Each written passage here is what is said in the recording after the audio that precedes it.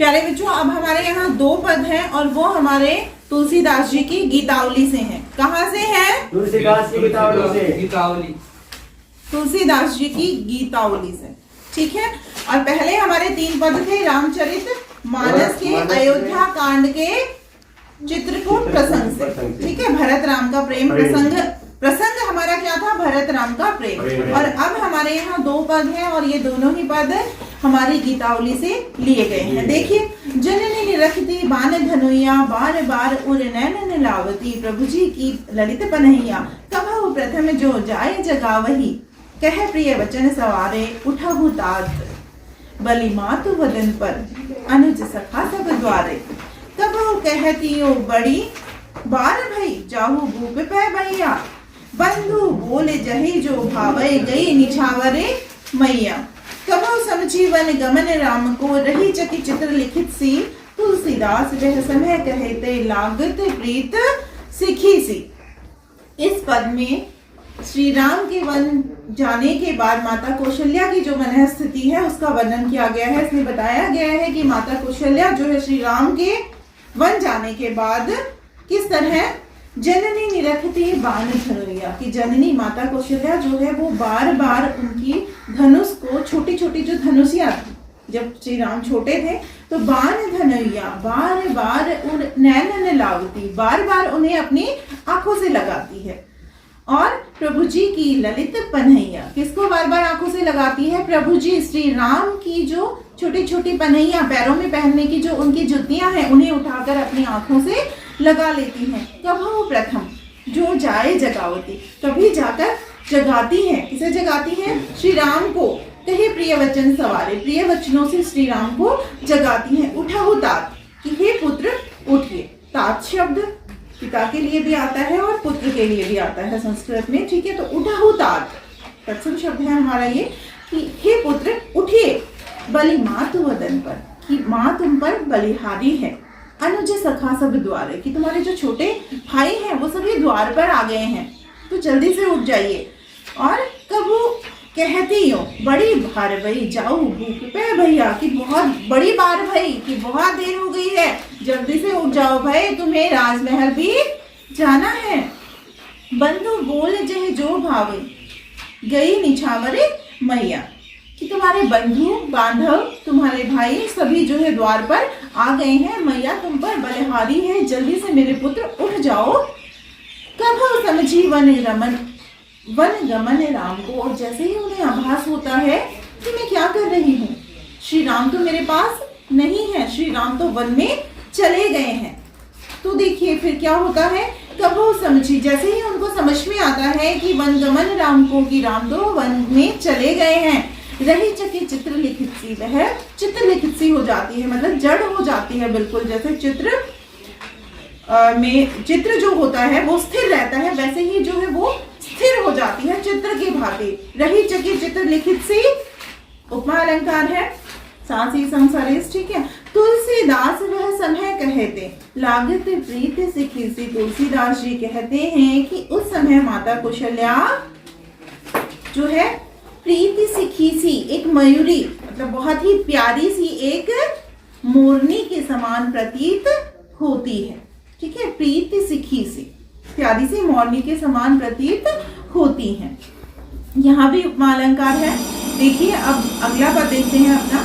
राघव एक बार फिर आवहु, एक बार बाज बिलो की आपने, बहुर बनहि सिधाऊ, जे पै जाए पोख कर पंकज, वार वार चुचकारे, जो जी क्यों जी वही मेरे नाम लाडले, ते अब निपट बिसारे। राघव एक बार फिर आओ। अब यहाँ क्या है, अब यहाँ पर माता कौशल्या अपने बारे में नहीं बोल रही है, अपनी परिस्थितियों के बारे में नहीं कह रही है, श्री राम के प्रिय घोड़े की स्थिति का वर्णन कर रही है। देखिए पहला गीतावली का जो हमारा पद है उसमें माता कौशल्या की मन स्थिति का वर्णन किया गया है, कि माता कौशल्या की मन स्थिति जो है कैसी हो गई है श्री राम के वियोग में। और दूसरे पद में माता कौशल्या श्री राम से को वापस बुलाने के लिए उनके घोड़े को का सहारा ले रही हैं। राघव एक बार फिर आओ, कि हे राघव, हे राम, एक बार वापस आ जाइए। क्यों? एक बार बाज बिलो कि आपने बहुर बनहि सिधाओ, कि एक बार वापस आकर अपने प्रिय घोड़े को देख कर जाओ, बाजी घोड़ा, फिर तुम वापस वन में चले जाना। क्यों? जे पे पाए पोख कर पंकज वार वार चुचकारे, कि जिसे जो घोड़ा तुम्हें बहुत अधिक प्रिय था, प्यारा था, जिसे तुम बार बार पुचकारते थे, कर पंकज मतलब अपने कोमल पंकज रूपी हाथों से, रूपक अलंकार है यहाँ पर, क्यों जी वही मेरे राम लाडले, कि वो घोड़ा क्यों जिए, जो तुम्हारा लाडला घोड़ा जिसे तुम बार बार अपने जो है कोमल हाथों से पुचकारते थे, क्यों जी वही, कि वो क्यों जिए, ये तो बताओ कि वो क्यों जिए मेरे राम लाडले, कि हे राम वो तुम्हारे बिना ते अब निपट बिसारे, कि तुमने उसे भी बिल्कुल बिसार दिया है, बिसार दिया मतलब भुला दिया है, तुमने अपने प्रिय घोड़े को भी भुला दिया है, तो वो अब क्यों जिए।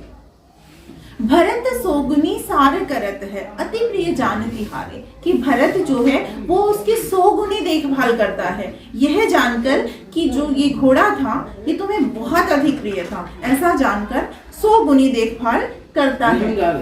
तदपि दिन ही दिन होत झावरे, भरत की सोगुनी देखभाल करने के बाद भी वो दिन पे दिन कमजोर होता जा रहा है, झावरे कमजोर।